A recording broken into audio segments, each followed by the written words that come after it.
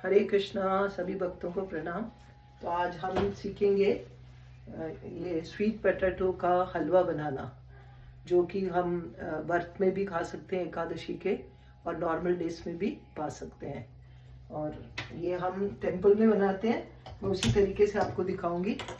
तो ये मैंने यहाँ पे स्वीट पोटैटोस जो है उबाल के रखा है। इसमें हमें कुछ सावधानियां बरतनी है। वो क्या सावधानियां हैं कि जब आप बॉईल करते हुए बहुत सारा पानी नहीं डालोगे। जितना पानी डाल रहे हो उससे तो मतलब जितना ये है स्वीट पोटैटोस है उससे थोड़ा सा ज़्यादा होगा पानी। ओके। और किसी किसी के कुकर में सीटी बहुत जल्दी जल्दी बजता है। जैसे मेरे पास 2 कुकर है, एक बड़ा एक छोटा। छोटा कुकर बहुत जल्दी जल्दी सीटी बजाता है, तो उसमें मैंने ये करीब आधा किलो के करीब है, तो मैंने उसमें 3 सीटी बजाई थी, जो जल्दी जल्दी बजता है। जो देर से बजता है उसमें 2 सीटी बहुत है, क्योंकि बहुत ज़्यादा गल जाता है तो क्या होता है ये सब टूट जाते हैं और इसके अंदर पानी भर जाता है, तो वो हलवा ठीक से बन नहीं पाता। ये इसका एक ट्रिक है। और सारा गल जाता है और आपको उसको सुखाने में बहुत टाइम लगता है। इसलिए सबसे पहला स्टेप ये इसका सीक्रेट है कि हमें ये स्वीट पोटैटो कैसे उबालना है। और उबालने के बाद आप एक चक्कू डाल के इसके अंदर देखेंगे, इसमें एक चक्कू डाल के देखेंगे कि चक्कू घुस रहा है तो इसका मतलब पक गया है।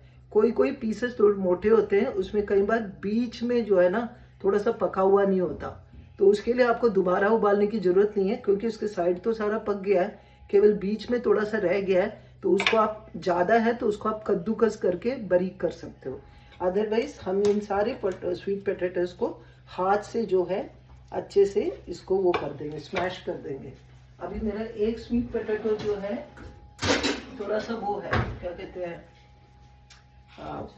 अंदर से तो हल्का सा कच्चा है, तो उसको मैं यहाँ पे कद्दूकस करके बराबर कर रही हूँ।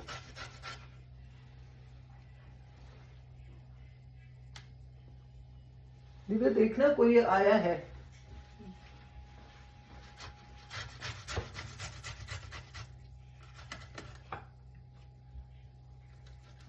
आपको ना इस गैस पे करना चाहिए। ओके, करती हूँ। क्योंकि तो एक जो मेरा जो ये है स्वीट पोटैटो शकरकंदी जो है हल्का सा कच्चा है, तो मैं उसको कद्दूकस कर रही हूँ। बाकी जो है उनको भी कद्दूकस कर लो या हाथ से मैश कर लो।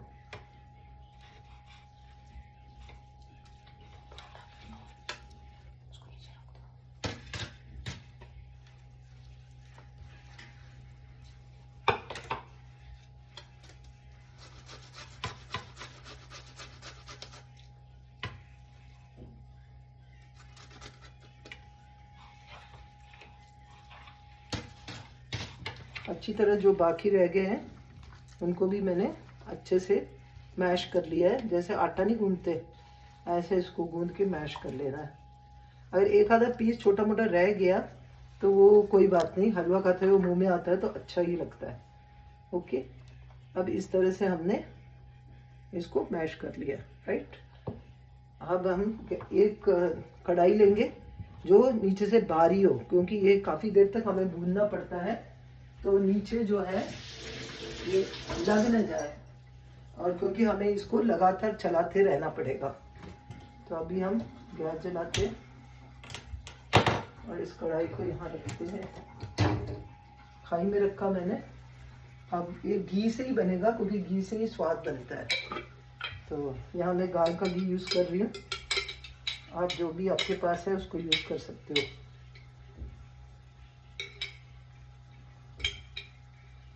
इसमें क्या है, भूनते हुए ये बहुत घी पीता है, आपको और भी घी डालना पड़ेगा, तो बाद में भी डाल सकते हो, जरूरी नहीं है कि पहले ही डालना है।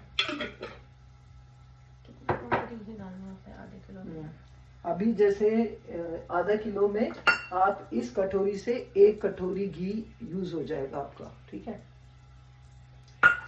एक पलटा ले लो।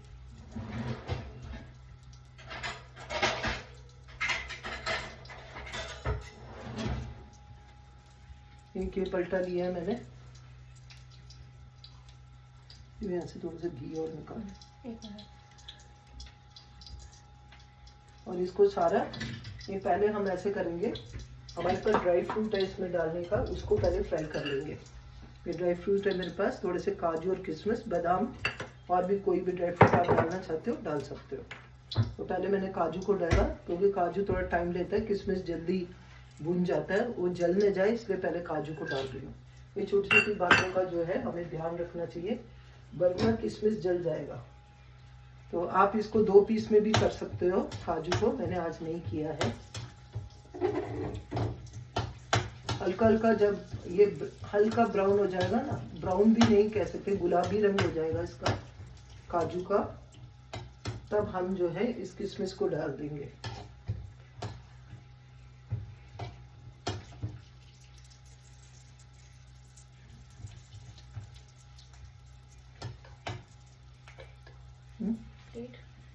कटोरी में ले लेंगे।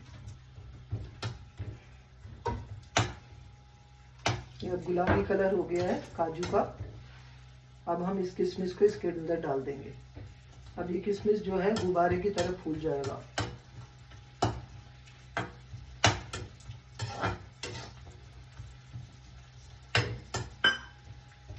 अब हम गैस को धीमी आंच में कर देंगे ताकि हमारा ड्राई फ्रूट ना जले, और इसको हम एक प्लेट में निकाल लेंगे।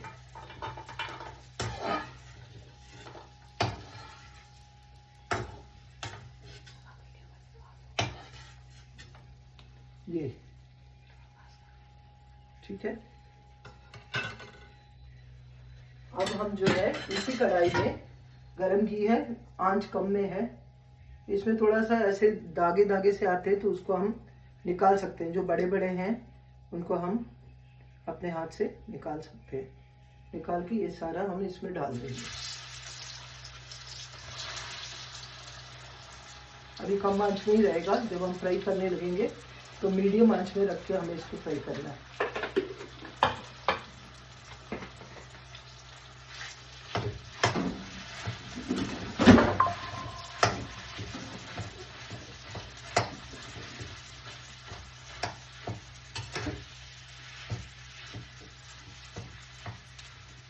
पार्थपत्नी माता जी, आप एक वैष्णव भजन सुना सकते हो, क्योंकि इसको फ्राई होने में थोड़ा टाइम लगेगा। जब तक मैं फ्राई करती हूँ आप वैष्णव भजन सुनाइए।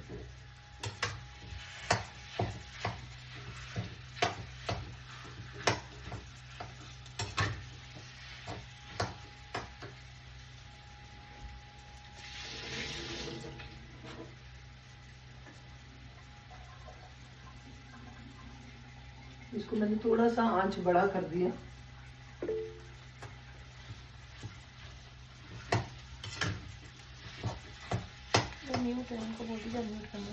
अनम्यूट करके गाओ, अनम्यूट करिए।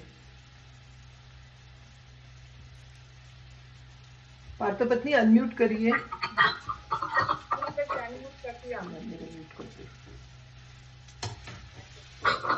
ठीक है, अभी आपकी आवाज आ रही है। म्यूट कर।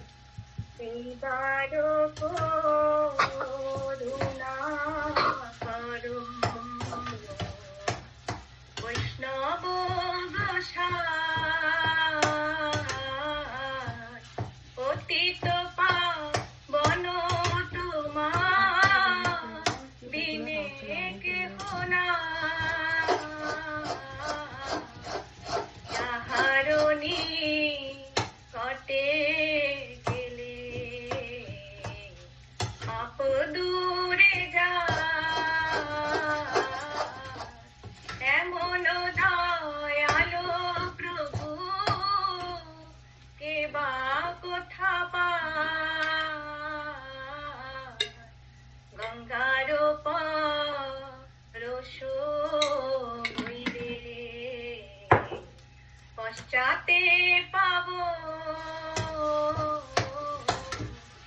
দর্শনে পবিত্র করো এই তোমার গুণা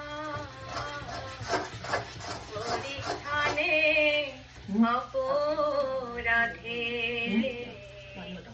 তারে হরিনা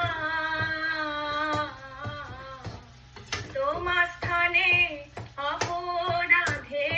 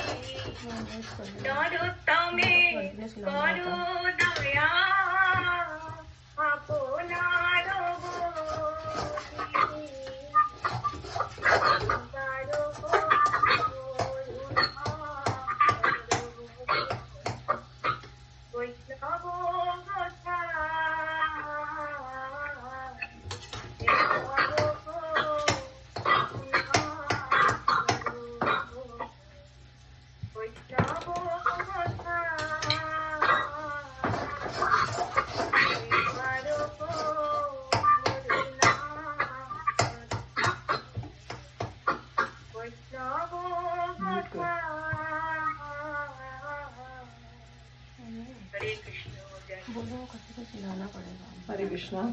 इसको जो है हमें कंटिन्यूसली चलाते रहना पड़ेगा, और नीचे जो लग रहा है ना, इसको हम चलाते जाएंगे साथ साथ, है ना।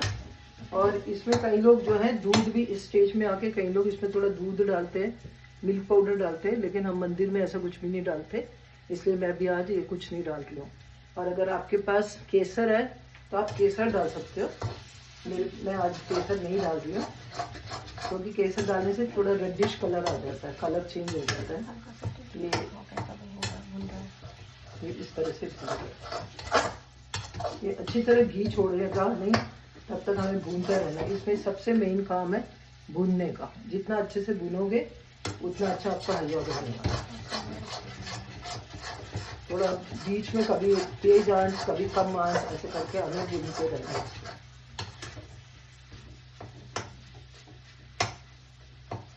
और इसमें एक और बात है, अगर आप शक्करकंदी लाते हो, अगर वो बड़े बड़े हैं तो उसको कटिंग करना है हमें, लेकिन कटिंग करते हुए ना बहुत छोटा छोटा कटिंग नहीं करना है, क्योंकि बहुत छोटा छोटा कटिंग करते हैं तो क्या हो जाता है, उसमें वो बहुत ज़्यादा 2-3 सीटी में बहुत ही ज़्यादा गल जाता है और उसके अंदर पानी भर जाता है।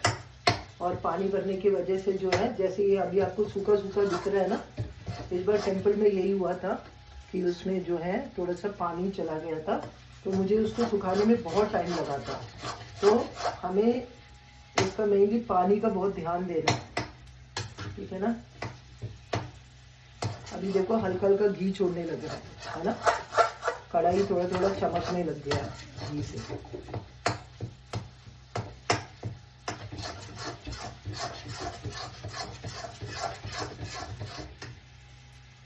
हम इस स्टेज में इसमें जो है शक्कर डाल सकते हैं। ये शक्कर मैं इतना सा डाल रही हूँ, आप चाहे तो 1 कटोरी भर के डाल सकते हो, मैं 3/4 डाल रही हूँ। शक्कर ही यूज करती हूँ मैं, हम लोग व्हाइट शुगर नहीं यूज करते। It's not really very healthy, लेकिन किसी किसी चीज़ में व्हाइट शुगर भी यूज करना पड़ जाता है। अब आप आंच कम कर लोगे और फिर से इसको अच्छी तरह नीचे नहीं लगने देना है, बिल्कुल भी चलाते रहना है।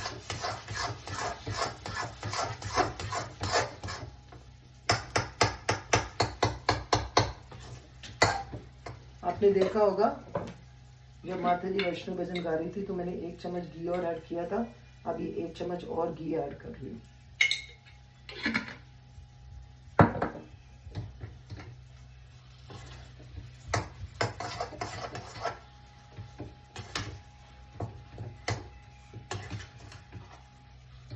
अभी 2-3 मिनट में हमारा हलवा तैयार हो जाएगा। ये देखिए घी छोड़ रहा है। इस स्टेज में मैं थोड़ा सा हाई कर रही हूँ उसको।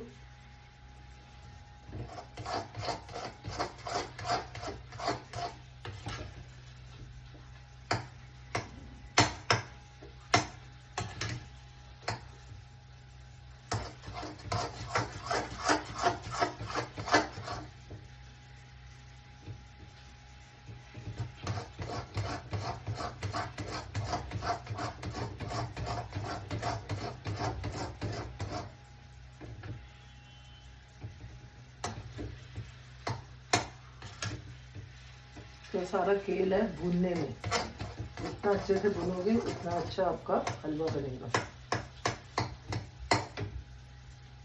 अभी थोड़ा बहुत घी छोड़ चुका है।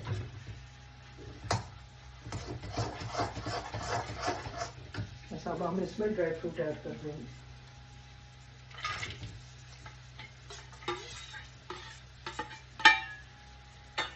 अब सबको अच्छे से मिक्स करेंगे।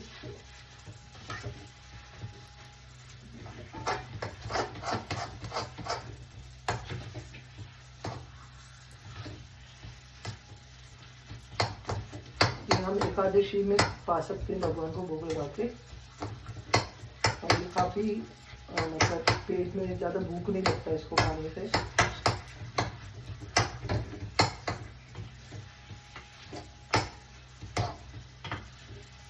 ये अब हमारा हलवा तैयार हो गया।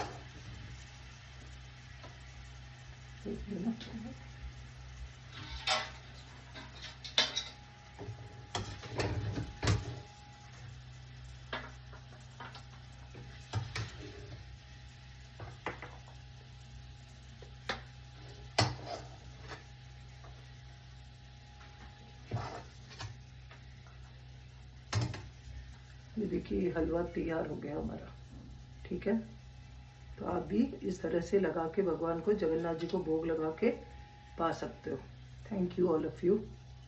1 मिनट। हाँ, इसमें हमने इंग्रेडिएंट्स लिया है शकरकंदी आधा किलो, और उसको कुक करने का मैंने बताया था, ज़्यादा पानी उसके अंदर नहीं जाना चाहिए। कुकर में अगर आपकी कुकर जल्दी सीटी देता है तो आप 3 सीटी दे सकते हो, अगर देर से सीटी देता है तो आप इसमें 3 सीटी तक देके बंद कर दो, और 3-4 मिनट बाद विसिल खोल के उसको पानी से निकाल के एक छाननी में डाल दो और उसको साइड में रख दो ठंडा होने के लिए। ठंडा होने के बाद उसको आपको छिलना है और देखना है कि सारा पक गया, चाकू से डाल के देखना है। अगर जो बिल्कुल पका नहीं है, बीच में से हल्का सा भी कच्चा है, तो उसको आप कद्दूकस करके सबको मैश कर देंगे, आटे की तरह उसको मिक्स कर देंगे। और उसमें फिर उसके बाद जो इंग्रेडिएंट्स है, इसमें शकरकंदी 1/2 किलो लिया मैंने, और 100 ग्राम के करीब काजू है, 50 ग्राम किशमिश है, और थोड़ी सी इलायची पाउडर है, और घी है, 1 कटोरी के करीब घी है। ये इंग्रेडिएंट्स है इसमें।